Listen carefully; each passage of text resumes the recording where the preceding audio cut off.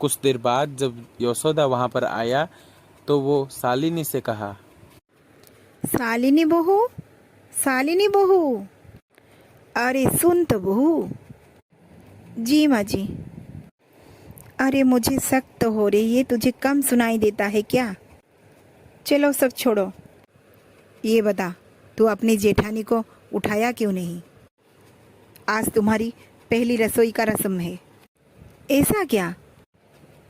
लेकिन आप मुझे कब बोला था जेठानी जी को जगाने के लिए?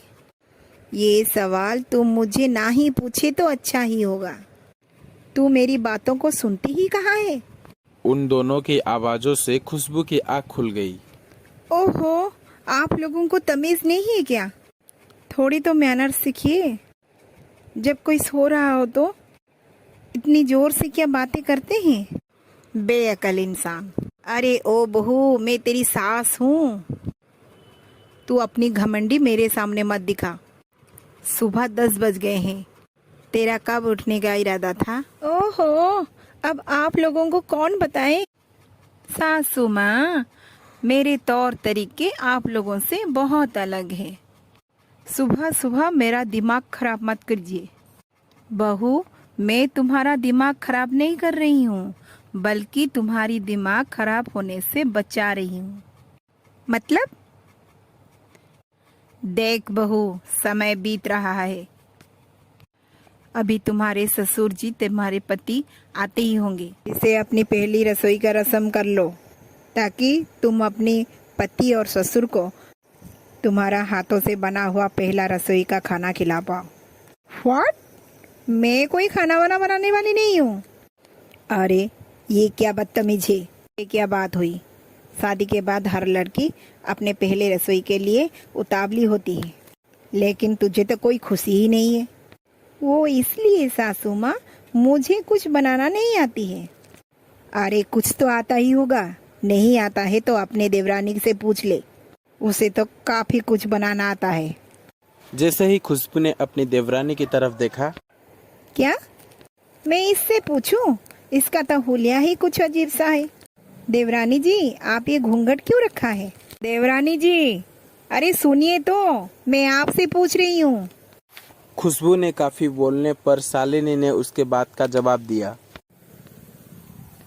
हाँ दीदी, आप कहाँ खो जाती हो? खैर छोड़ो, आप मुझे खाना बनाने में मदद करोगी? जरूर, क्यों नहीं। शालिनी खाना बनाते हुए अपनी जेठानी की भी मदद कर रही थी, जिसको देखकर यशोदा बहुत खुश हुई। हमारा खाना तो तैयार हो गया है, बस इसमें अब छौंका लगाना है।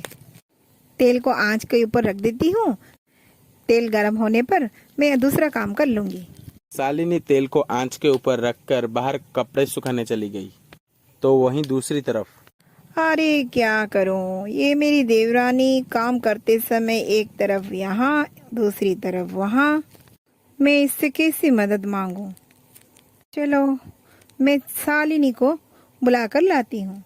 और उसके बाद खुशबू भी वहां से चली गई और तेल गैस के ऊपर रखकर गर्म हो गया और उसमें से आग जलने लगी। अरे ये जलने की बदबू कहाँ से आ रही है? यशोदा जैसे ही पलट कर देखा, उसकी आंखें हैरान ही हैरान रह गई, क्योंकि आग बहुत सारी जगह फैल गई थी और बढ़ती ही जा रही थी। अरे कोई है, बचाओ बचाओ, यहाँ घर पर आग लग गई है। यशोदा की दोनों बहुओं तो बाहर ही थी। शालिनी का ध्यान उसके सास पर नहीं गया, लेकिन खुशबू ने अपनी सास की आवाज को सुन लिया। शालिनी जल्दी चलो, ये आवाज किसकी? सासू माँ कहीं मुसीबत में है। खुशबू शालिनी को लेकर भागी और वो दोनों घर जाकर देखा कि घर में सारी जगह आग लग गई थी। पूरे घर में आग फैल चुकी थी। ओह माय गॉड, मुझे तो कुछ करना ही होगा। खुशबू ने कल करके फायर विकेट को बुलाया और फायर विकेट तुरंत ही आकर आग को बुझाने लगे। यशोदा को तो वैसे कोई नुकसान नहीं हुआ था, लेकिन वो बेहोश हो गई थी। दोनों बहुएं अपनी सास की होश आने का बेसब्री से इंतजार कर रही थी। ये सब मेरी गलती है। मेरी ना सुनने की आदत से माँ जी की ऐसी हालत आज हो गई। अगर मैं तेल को गैस के ऊपर ना छोड़ती तो माँ जी की ऐसी हालत ना होती। शालिनी ऐसा बोल ही रही थी तो तभी यशोदा को होश आ गया। बहू, हमें हमेशा अपने आँख, कान, नाक खुलकर रखना चाहिए ताकि कभी भी ऐसी गलतियाँ ना हो। अपनी सास की बात अब शालिनी को समझ आ गई थी और उस हादसे में खुशबू का भी सारा घमंड जल चुका था। और उसके बाद यशोदा की दोनों बेटों ने एक नया घर खरीद लिया और वो लोग खुशी खुशी रहने लगे।